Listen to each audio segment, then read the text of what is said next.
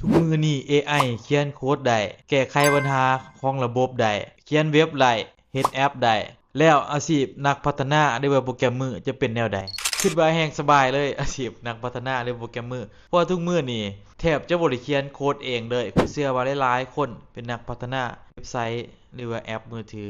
แทบสิบ่ได้เขียนโคดเองกันแล้วมีแต่สั่ง AI กันแม่นบ่ทุกคน ฉะนั้นข้อดีของ AI ที่มันเก่งๆ โดยเฉพาะเป็นโค้ดจาก Anthropic หั่นเนาะซึ่งมันเขียนโคดเก่งหลายข้อยเชื่อว่ามันเก่งหลายกว่าโปรแกรมเมอร์แน่นอนแต่ว่าทั้งนี้ทั้งนั้นมันยังเป็นการให้มนุษย์เฮาหรือว่าคนเฮาเป็นผู้สั่ง AI อยู่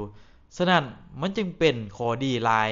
ที่จะมาช่วยนักพัฒนาหรือว่าเว็บไซต์ในการสร้างเว็บไซต์หรือว่าสร้างแอปอีหยังต่างๆหั่นเนาะฉะนั้นทุกมื้อนี้การเฮ็ดเวียก การพัฒนาเว็บไซต์หรือว่าแอปเป็นเบียกที่ค่อนข้างพัฒนาได้ไวหลายและก็ได้ง่ายหลายซึ่งฟีเจอร์ยากๆก็บ่ต้องคิดเฮ็ดเองให้ AI เฮ็ดให้จนเบิดแหละฉะนั้นถ้ารู้สึกว่าจะเป็นคนหนึ่งที่ยังบ่ถนัดการใช้ AI ในการเขียนโปรแกรมมือหรือว่าในการเฮ็ดเวียกออฟฟิศอิหยังต่างๆพวกเจ้าสามารถทักมาโอ้ร่มกับข้อยได้เลยข้อยมีวิธีแนะนำให้พวกเจ้าใช้ AI ให้คุ้มค่า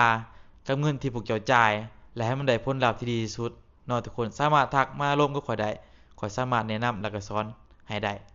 ถ้าคลิปแบบนี้มีประโยชน์อย่าลืมกดไลค์กดแชร์แล้วก็กดติดตามขอบใจหลายๆ